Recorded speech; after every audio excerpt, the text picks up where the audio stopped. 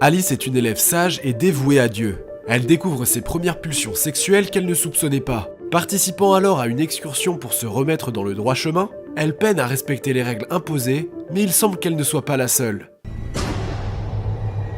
Alice étudie dans un lycée catholique très strict, à tel point que de nombreux étudiants arrêtent après les premiers jours. Madame Veda, le professeur disciplinaire, vérifie tous les matins la tenue vestimentaire des élèves. Une jupe un peu trop courte, et hop, une sanction. L'école est également connue pour ses croyances ultra-religieuses et conservatrices. Le mensonge est considéré comme un péché, et regarder des films romantiques est passif de punition. Surtout s'ils mettent en vedette un jeune Manuel Ferrara. Alors que la plupart des étudiants sont d'accord avec elle, Alice, qui traverse une adolescence intense et confuse, développe une curiosité pour les trucs érotiques. Le père principal de l'école, Père Murphy, donne généralement des cours d'éducation sexuelle où il explique que le rapport entre l'homme et la femme sans but de reproduction est un péché. Un étudiant curieux se renseigne si l'auto-érotisme est réprimé aussi. Et Père Murphy réplique « Est-ce qu'ils produisent des bébés ?» Il précise également que toute forme de rapport sexuel avant le mariage est contraire au plan de Dieu. Alice a du mal à comprendre tout cela, puisque ses désirs sexuels ne cessent de croître. D'une part, son professeur lui conseille d'être contre ses fantasmes, mais d'un autre côté, son corps en a besoin. Elle devient encore plus confuse quand sa meilleure amie Laura ne supporte pas ses sentiments.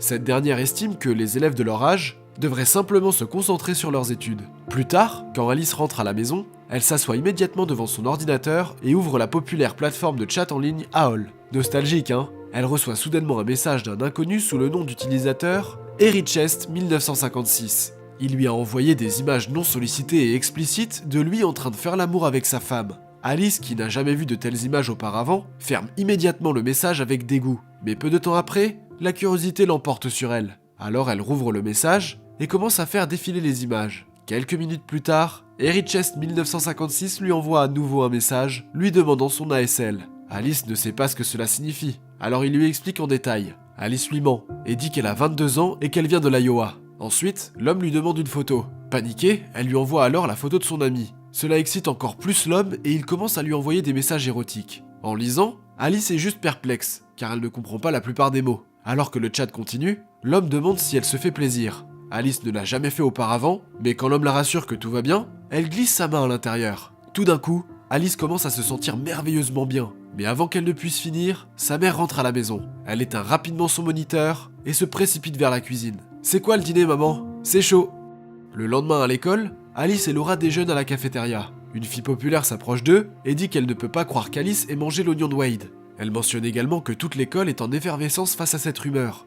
Cependant, Alice nie avoir fait cela en disant qu'elle ne sait même pas ce que cela signifie. Je vais te donner un indice. Alice, cet oignon contient des noix. These nuts. Après, Alice sort la couverture de garniture au chocolat et commence à la lécher. Sans surprise, cela fait éclater de rire les gars à côté. Wade et sa petite amie sont également arrivés là-bas et appellent Alice dégoûtante. Plus tard, le professeur de discipline entend parler de la rumeur et interdit Alice de servir pendant la messe. Il avertit également l'adolescente de faire attention car Dieu la regarde. Le soir, Alice, qui se sent coupable de l'incident du chat d'AOL, avoue ses péchés véniels au père Murphy. Ce dernier ne la gronde pas, mais il se contente de lui demander de s'abstenir de telles choses. Comme une forme de punition, il lui dit de réciter une prière 20 fois, ce qu'elle fait instantanément. Alice et Laura assistent à la prochaine excursion scolaire, où les élèves apprendront comment se rapprocher de Dieu. Alice voit cela comme l'occasion idéale de retourner sur le droit chemin, tandis que Laura veut être remarquée par une fille populaire nommée Nina. Lorsqu'ils arrivent au camping, Alice n'arrive pas à détourner son regard d'un élève plus âgé, Chris, qui est aussi le capitaine de l'équipe de football de l'école. Alice et Laura sont sélectionnées dans des groupes opposés et ne sont pas contentes. Plus tard, Nina conduit Alice dans une pièce et lui demande de remettre tous ses gadgets et appareils électroniques. Alice tend sa montre, mais elle garde son téléphone avec elle. Le lendemain matin, tous les étudiants se rassemblent dans le hall principal où le père Murphy commence une de ses conférences ennuyeuses. Il dit qu'ils ont été convoqués à ce voyage par nul autre que le Dieu Tout-Puissant lui-même. Une fois que les étudiants ont survécu à ce discours, on leur demande de participer à une enquête. Ils remplissent un formulaire de variation de sentiments. Les étudiants doivent encercler ce qu'ils ont ressenti tout au long de l'année. Alice entoure le mot excitation. Une fois le temps écoulé, elle a changé d'avis et essaye d'effacer le cercle mais c'est sans succès. Alors elle barre simplement le mot avant de soumettre le formulaire. Pour le prochain exercice, les élèves sont invités à monter sur scène et à exprimer tout ce qu'ils veulent dire. Nina prend cela comme l'opportunité parfaite de devenir le centre d'attraction et raconte comment sa famille l'a ignorée quand elle était enfant. Son plan fonctionne et tous les étudiants l'entourent et lui donnent des câlins chaleureux. Cette nuit-là, alors qu'Alice utilise discrètement son téléphone, elle a soudainement une idée. Elle met l'appareil en mode vibration puis le glisse entre ses jambes. Elle commence soudainement à avoir des papillons et une sensation étrange qu'elle n'a jamais ressentie auparavant. Mais quand elle voit le crucifix accroché dans sa chambre, elle arrête. Le deuxième jour, tous les étudiants sont emmenés en randonnée dans les bois. Une fille trébuche accidentellement, alors Chris l'aide et cela donne une idée à Alice. Elle fait semblant de trébucher et appelle à l'aide. Chris va immédiatement vers elle et la porte jusqu'à l'infirmerie. Alice est aux anges et elle a de multiples explosions hormonales. L'excursion s'avère être bonne pour elle jusqu'à présent, mais malheureusement le soir, Nina découvre son téléphone portable quand il se met à vibrer de manière inattendue. Elle le confisque et Alice est envoyée au père Murphy. En guise de punition, il l'assigne à des tâches de nettoyage autour de la maison d'excursion et Alice commence à nettoyer tout de suite. Quelques heures plus tard, alors qu'elle y est encore, elle remarque un ordinateur sur le bureau du père Murphy.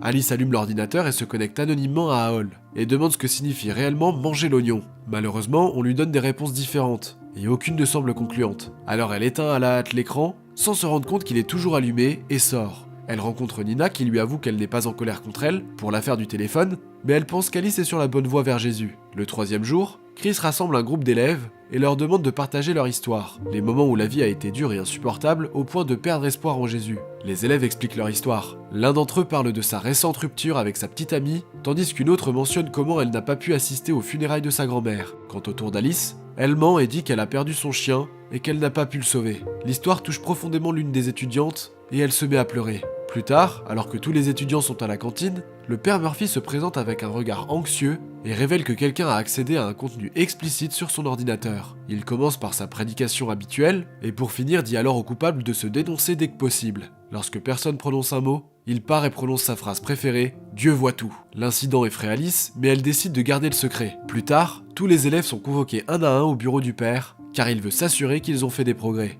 Autour d'Alice, elle fut d'abord interrogée sur sa relation avec Jésus, à laquelle elle répond simplement que ça va. Après que Murphy lui ait demandé pourquoi elle avait encerclé le mot excitation, Alice explique qu'elle le ressentait avant, mais que maintenant ce n'est plus le cas. Avant de partir, le père Murphy parle de sa rumeur avec Wade, et lui met même la pression pour qu'elle avoue. Mais Alice, qui sait toujours pas en quoi consiste la rumeur, lui dit qu'elle est innocente.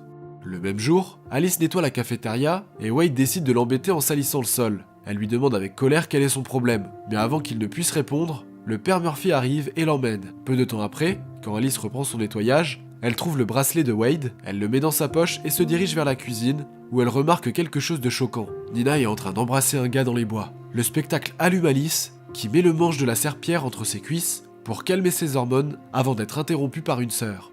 Une fois qu'elle a fini, elle se précipite vers sa meilleure amie Laura et partage ce qu'elle a vu. Mais cette dernière refuse de la croire et la réprimande d'avoir dit des choses aussi mauvaises sur son idole Nina. Elle l'accuse même d'utiliser AOL sur l'ordinateur du père Murphy et la traite de psychopathe perverse. Marre que tout le monde la juge, Alice va directement dans le bureau du père Murphy et cache le bracelet de Wade sous le clavier. Mais avant qu'elle ne puisse partir, Murphy revient et elle se cache à l'intérieur d'un placard. Étonnamment, le Saint-Père commence à visionner du contenu pour adultes qu'il a stocké dans son ordinateur sacré. Confession is gonna be good this week. Alice, qui est témoin de tout, est tellement dégoûtée qu'elle ferme les yeux et tourne la tête. Dehors, elle rencontre Chris qui lui demande si elle va bien. Il insiste aussi de lui parler pour qu'elle se sente bien. Alice pense qu'il est intéressé par elle, alors elle l'embrasse passionnément. Malheureusement, Chris trouve cela très bizarre et s'enfuit en pleurant. La nuit, pendant que tout le monde est occupé avec leurs prières, Alice se faufile dans le terrain de camping pour avoir un peu d'air frais. Elle tombe sur un bar pour lesbies, où elle et la propriétaire Gina compatissent sur la façon dont la peur de damnation peut déformer le développement d'un adolescent. Elle demande à Gina pourquoi tout le monde se cache autour d'une fausse image, pour impressionner les autres et cacher qui ils sont vraiment.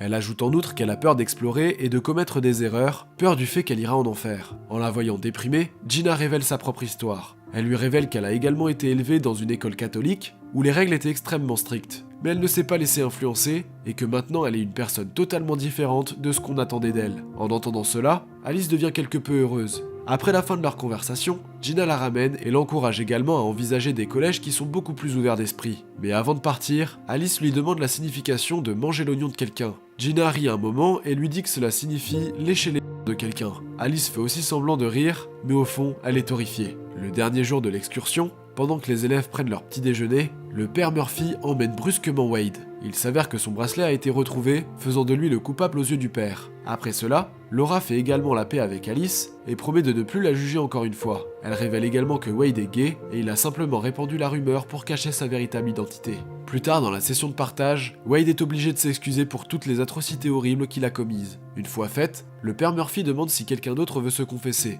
Ensuite, Alice se porte volontaire immédiatement et commence son discours. Elle explique que tout le monde a quelque chose à cacher, mais cela ne fait pas d'eux de mauvaises personnes. Elle encourage également tout le monde à ne pas suivre les rumeurs et à respecter tout le monde de la même manière, tout comme Jésus l'a fait. Quelques jours plus tard, à l'école, Alice rencontre Chris, mais il est toujours mal à l'aise à propos de l'incident précédent. Il pense qu'Alice va encore l'embrasser, mais quand elle promet qu'elle veut juste être son amie, il se calme.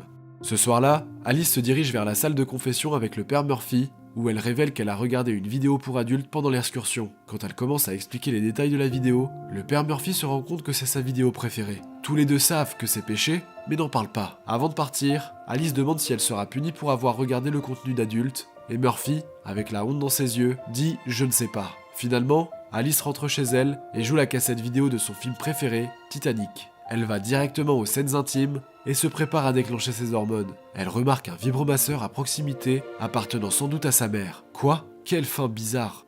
Et n'oubliez pas de vous abonner à la chaîne. À bientôt.